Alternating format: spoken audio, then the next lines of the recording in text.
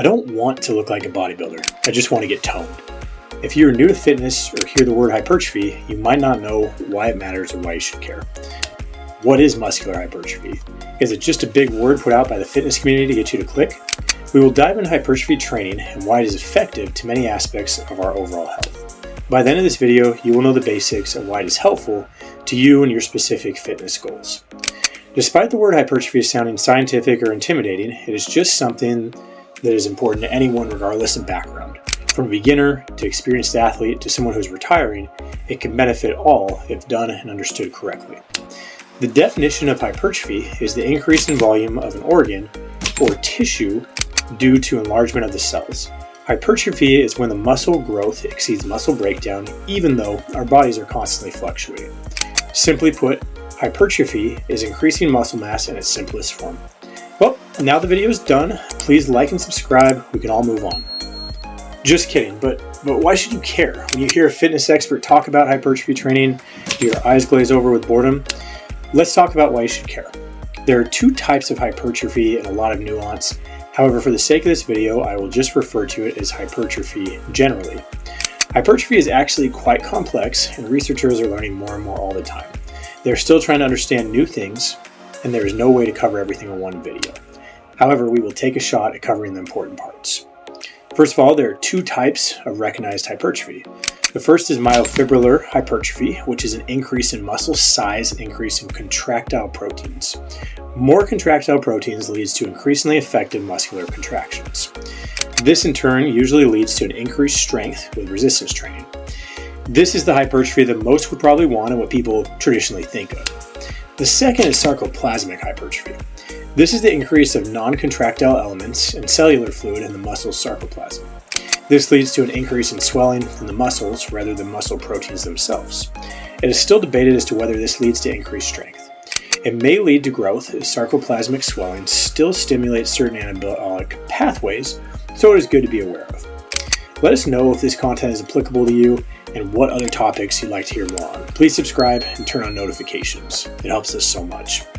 Moving on, to enable your muscles to grow and encourage hypertrophy, there are a number of things needed to maintain this environment. These include, but are not limited to, amino acids, glucose, growth hormones, and managing stress. These then activate anabolic pathways and signals like mTOR, which regulates muscle protein synthesis. We are trying to maintain and sustain an environment for growth in which it promotes muscle protein synthesis, the primary mechanism for muscular growth. Muscle protein synthesis activates new contractile proteins like actin and myosin, which are synthesized in the muscle. This helps to produce new muscle nuclei. All this leads to the growth of muscle fibers, aka hypertrophy. While carbs play a role in hypertrophy, protein by far plays the most crucial role as well with overall nutrients in general to stimulate hypertrophy. You need plenty of protein or your muscles will not recover after a workout. Your muscles are built from protein, which are the building blocks. Protein is made up of amino acids, which helps signal the mTOR pathway to stay anabolic. You want to create an anabolic pathway. You would do this by getting the correct nutrients and being in a fed state. It is difficult to be in prolonged states fasting without fuel to maintain muscular hypertrophy. Even if you do fast, I would modify some and still get a low-calorie, high-protein option like a lean meat or a protein shake. Fasting is great and needed in a healthy nutrition plan. I'm just recommending my version of kind of a fake fast to maintain hypertrophy overall if that's your goal. Nutrition on its own does not do enough to stimulate muscle protein synthesis and hypertrophy. To truly stimulate hypertrophy, we need to exercise or put our muscles under tension and stress for brief periods of intense tension. Resistance training can lead your body and stimulate anabolic pathways. This in turn leads to increased muscle protein synthesis for the next 48 hours. This stimulates your ability to recover and increase hypertrophy more than food alone. For muscles to actually grow, this stimulus has to be applied. This stimulus can be novel and needs to be varied to be effective. It is important that it changes over time. The stimulus should be resistance training, lifting weights, body weight, or some kind of isometric tension. Now, there are a few generally agreed upon basics to know from various educators and fitness experts. One such parameter is that the stimulus when lifting weights or resistance training generally needs to be anywhere from about 5 to 30 repetitions for muscles to grow. This is just a general range, but this is where they've seen success. Achieving this desired hypertrophy works best when training relatively close to failure, generally within roughly 3 to 4 reps of your maximum failure amount. When done safely, create an environment that's good for your muscular growth. This gives you the foundation to be able to get stronger and move functionally. To get a little more specific, creating an environment for hypertrophy has to do with time under tension and putting the stress on the body. You want to have a decent amount of time under tension, yet not so much that you get injured. Sometimes this is taken relatively close to failure. That's the key again. This can be a little tricky as you have to judge how close you are to that point. This comes with experience and knowing your body. No one is the same with this. As you get more and more advanced, you will become more comfortable with pushing limits yet not going too far. Be cognizant of the time under tension and take time with the eccentric part of the lift to help improve your hypertrophy. The eccentric portion is the time coming down when you want to control the weight and are under the most tension. Things do get more difficult and results become harder to see as you get more and more advanced. However, the principles apply regardless. Usually when people think of hypertrophy, they think mostly of aesthetic benefits. However, hypertrophy training can also lead to increased metabolic rate, better strength, endurance, improved joint health, and increased bone density, especially as you focus on good and full ranges of motion. These changes will lead to a healthier, more functional version of yourself. This will lead to your body being more effective at burning fat as well as lower risk of chronic disease. Although there's a stereotype that is for looks, there's actually carryover to everyday life and longevity to help you get more out of life and more independence in your daily activities. In my opinion, there are some misconceptions regarding hypertrophy training. I think that people associate it with bodybuilders or people who are larger than life. However, everyday people need strength, muscle mass, and hypertrophy to be able to maintain a high overall amount of health. When looking at all causes of mortality, having a higher amount of muscle mass is one of the most important things to help prevent disease or early death in all people, regardless if you're male or female. Having more muscle helps you in your day-to-day function, feel, and being able to move better. Examples of this include going up the stairs, picking up groceries, playing with your kids, or doing yard work, making these kind of daily tasks easier and pain-free. It can help to reduce the risk of injuries or falls as well.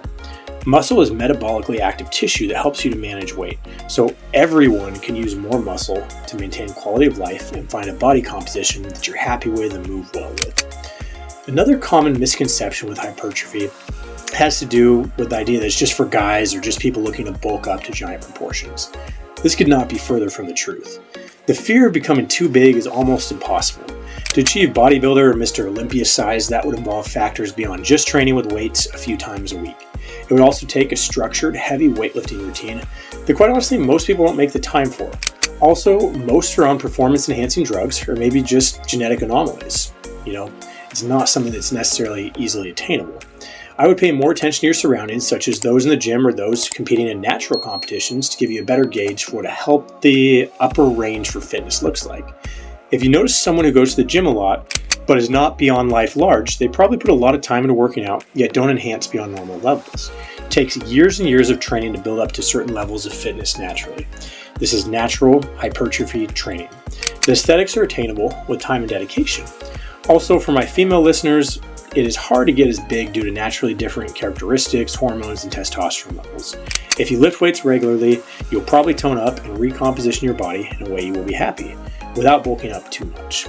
If you do happen to be genetically gifted and add on muscle quickly and happen not to like it, you could always change up your routine. Think lift fewer days, cycle in more cardios, change up rep ranges, whatever works best for you. As with anything, make sure to put safety at the top of your list when training for hypertrophy. If you're new to weightlifting or trying a new program, take things slow and work into things. Never compromise form for the sake of heavier weights just to do it. You never want to train improperly with weight, volume, technique. It is not right for you without a well-structured plan. This will lead to injury and more step backwards than forward. Always try to minimize risk and avoid a road of frustration. Seek out guidance from healthcare professionals and personal trainers who can offer an effective training plan for hypertrophy and strength. Hurting a hamstring, pulling your back, or hurting a shoulder can largely be avoided by starting slowly, increasing intensity, and not overdoing it. Keep in mind that when you resistance train with weights, there can be a greater variability in terms of how you structure and how you set up a plan. These variabilities can include different amounts of reps, sets, how close to failure you train, how long you rest between sets, how much volume you do in a workout, in a week, in a month, etc. You get the picture. It will take a solid resistance training plan, good nutrition, keeping protein high, all of these things together to encourage an ideal environment for hypertrophy. In addition, make sure to track your numbers and progress for real tangible results. Monitor the improvements you make. These can be in the form of the amount of weight lifted, repetitions, and overall performance, such as how fatigued you feel. Listen to your body and see if you are getting stronger or able to do the workout more efficiently. This can lead to adjustments in your training and add additional motivation. You can use something as simple as pen or paper and a notebook, or an app that tracks details. Take your pick. Old school or new school, works either way.